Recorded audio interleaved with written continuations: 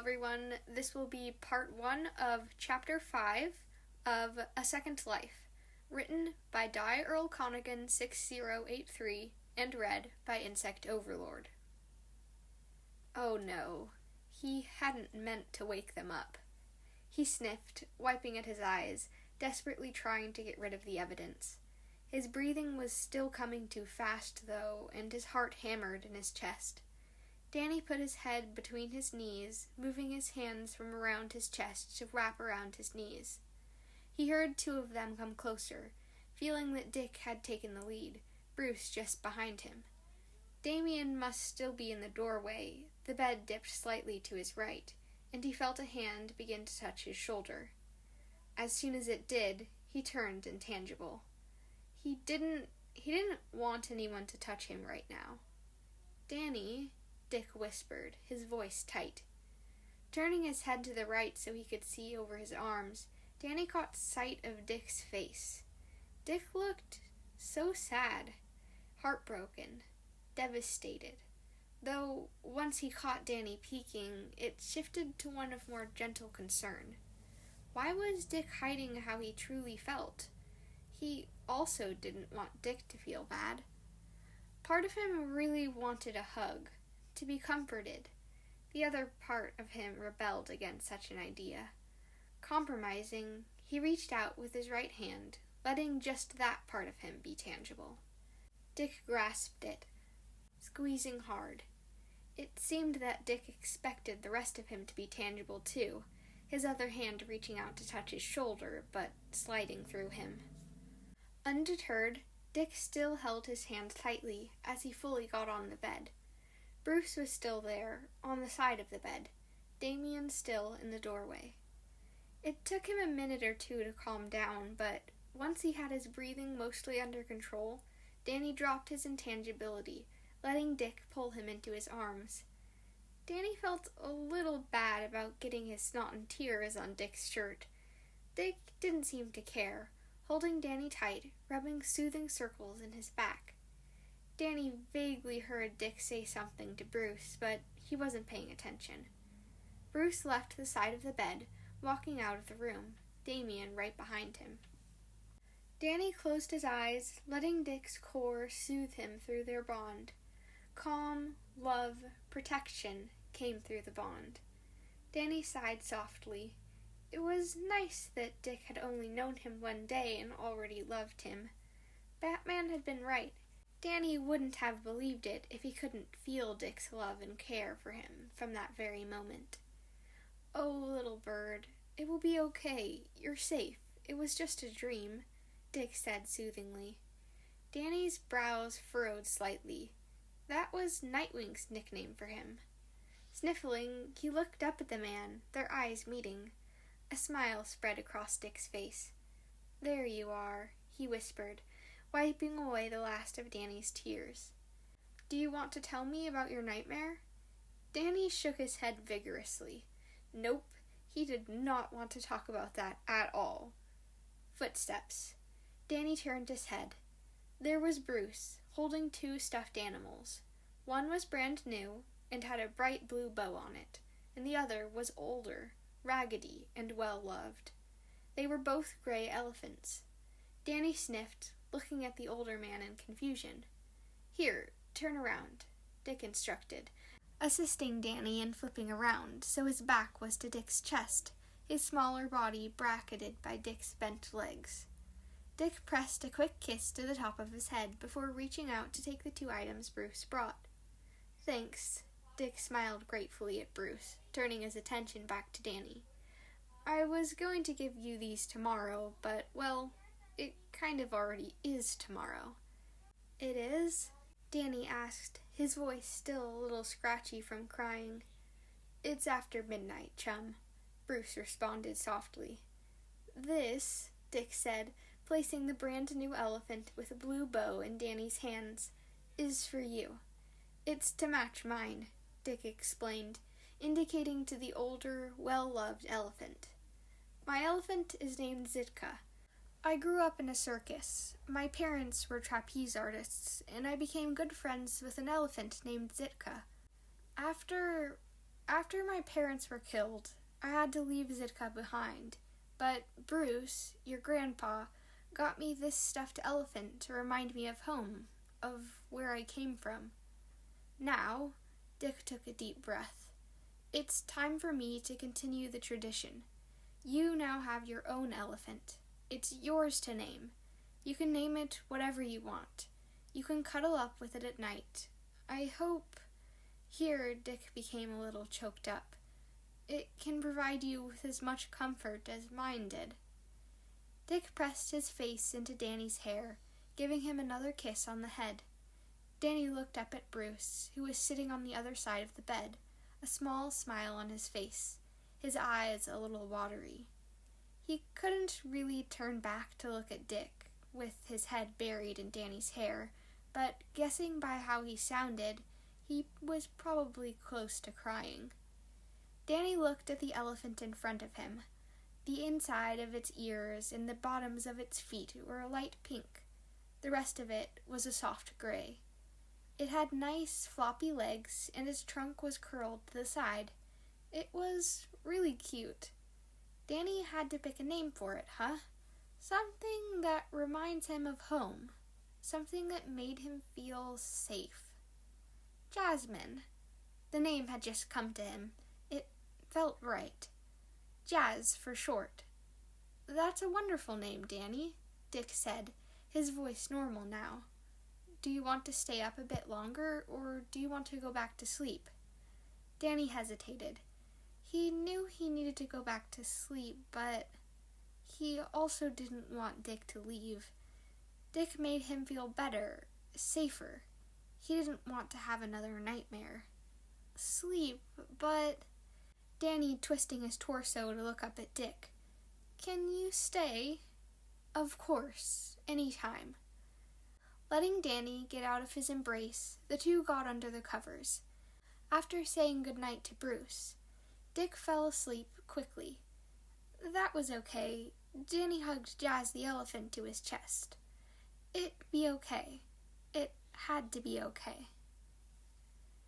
Danny was tired, which was a problem since it was breakfast time. Danny may have unintentionally woken both himself and Dick up twice more that night. He hadn't woken anyone else in the house up. Hopefully. Dick had roused him from his nightmares before he woke up screaming. Needless to say, neither of them were very cheery or preppy eating their cereal. Danny had brought Jasmine with him. She was sitting on the chair next to him, on top of a few pillows, so she could be present at the table along with everyone else. There were two more of Dick's siblings at the table this morning, joining Cass and Damien. Tim and Jason. There was something there between Bruce and Jason, but to be honest, Danny was too tired to care.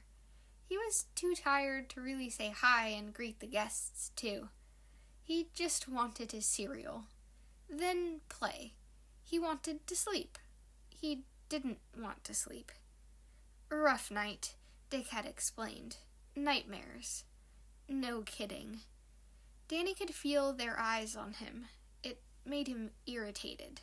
Well, if they wanted to stare, then he wouldn't give them something to stare at, he thought to himself before turning invisible. There was a faint exclamation at the other end of the table where Bruce, Tim, Cass, and Jason were. Dick's eyes widened upon his disappearance. It was easy to see since Dick was sitting across from him. Damien, who was across from Jazz, didn't react at all to his disappearance. There. Now he could eat his cereal in peace. It probably looked kind of interesting, now that he thought about it. His spoon dipping into his bowl, then disappearing when he put it in his mouth. He should eat invisible in front of the mirror sometime to see what it looked like. That'd probably be cool. He finished breakfast, grabbing Jazz from her spot next to him. He just held her in his lap, resting his head on top of hers, being careful not to squish her ears. Danny never wanted to hurt Jazz. "Danny, are you done with breakfast?" Dick asked cautiously. Danny nodded. Oh, right. He was invisible. Yeah. I was going to introduce you to the rest of the family today, and some family friends. Are you feeling up for that, Danny, or would you rather not do that today? No, I want to meet them, Danny protested. He liked meeting new people. Usually. Plus, they were family, right?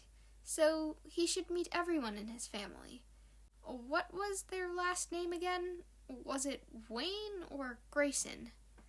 Okay, that won't be for a couple hours. Is there anything you want to do? We could read in the library or watch a movie, Dick offered. Danny hummed. He wanted to explore. Can we play hide and seek? Sure, but no turning invisible. That's cheating. Fine, Danny huffed. It probably would have been too difficult to play invisibly with people who didn't have powers. He wasn't that mad about not being allowed to use his powers, but he really wanted to play hide-and-seek sometime with his invisibility. Nightwing and Miss Martian had promised him that he could play sometime with a team, whoever that was.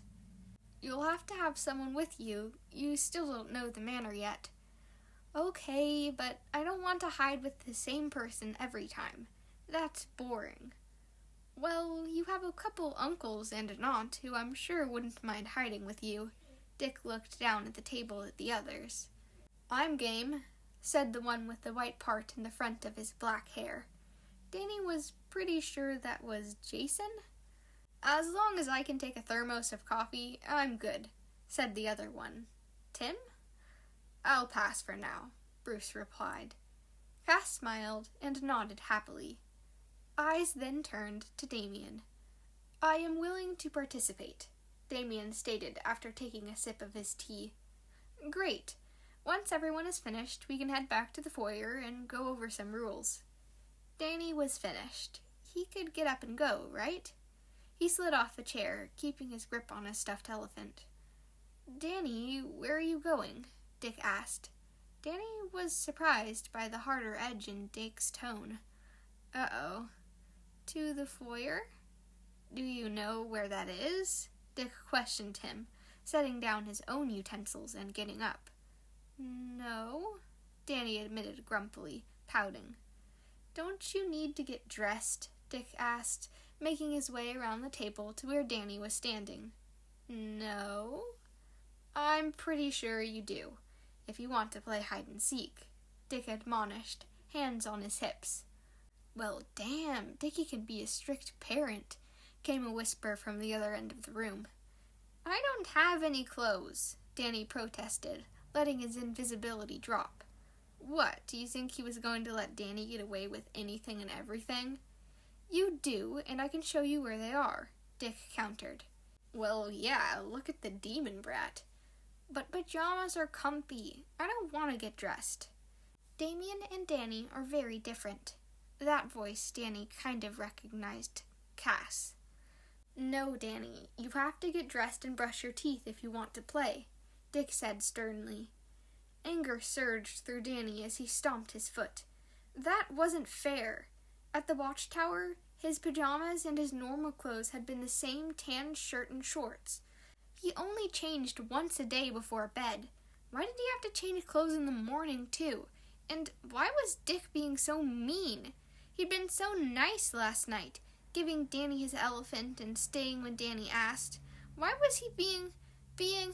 You're being mean. It's not fair, you Fruit Loop, Danny yelled angrily, arms at his sides, glaring up at Dick, a frown on his face.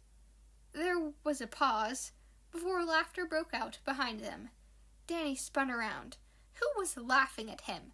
It seemed that the main source of laughter was from the man with the black and white hair, the others doing much better jobs at concealing their mirth. Why are you laughing? It's not funny. You're a Fruit Loop too, Danny screamed, chest heaving and tears prickling at the corners of his eyes.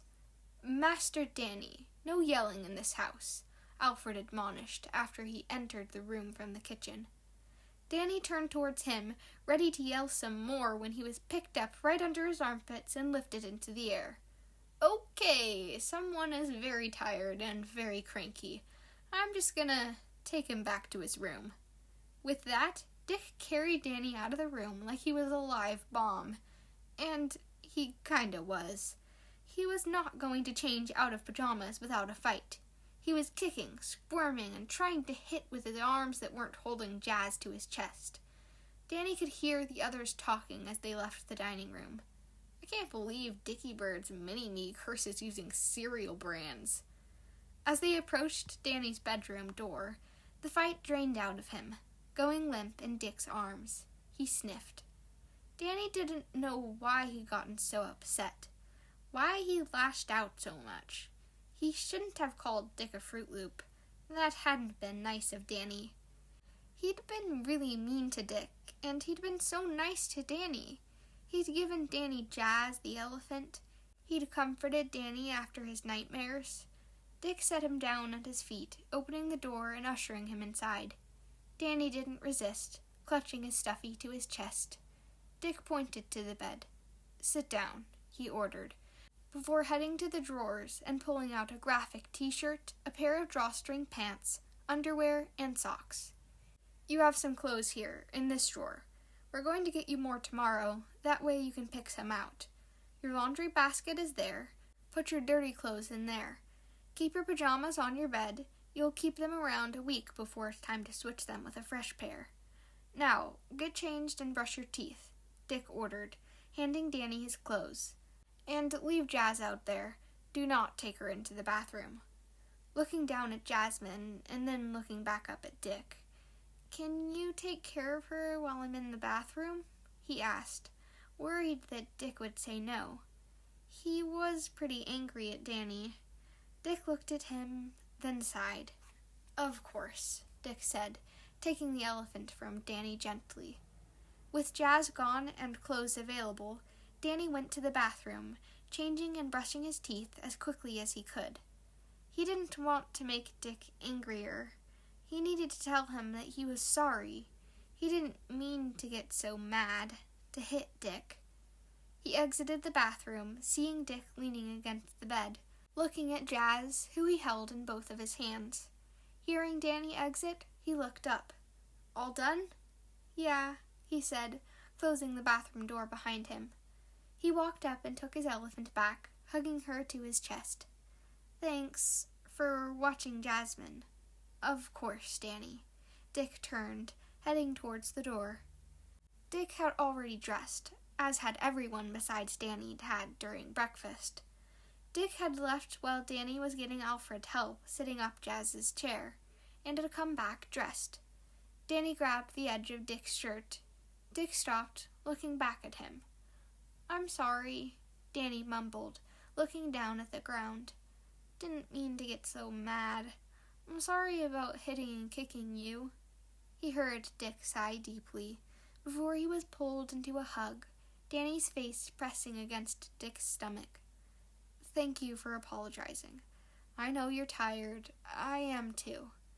I know emotions are hard, especially when you're little and you've only been dealing with them for a little over a week. You've done a good job so far, but we all have our bad days," Dick said, running his hand through Danny's hair. "You ready to go back to play hide-and-seek?" Danny nodded. This concludes the first part of Chapter 5 of A Second Life. Sorry I didn't do the whole chapter. I didn't have a lot of time. But the next part for this chapter should be up soon. Thank you so much for listening.